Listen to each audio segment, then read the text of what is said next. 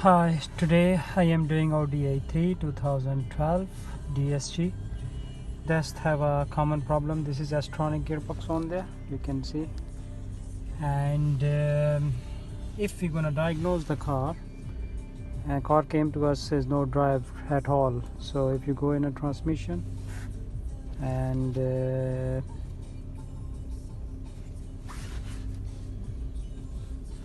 read code, that code is coming. You can see P189C 00 friction restriction due to insufficient pressure buildup, and P17BF 00 hydraulic pump play protections anti-slipping.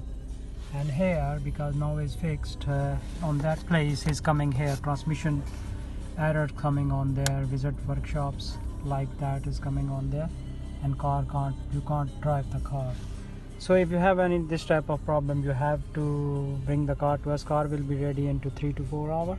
If you can plug the computer and see this type of code is coming on there, we can solve your issue. I will show you how you can bring the car, or you will bring the Megatronic unit, DSG unit, and then we can repair in a minutes, like 1 hour.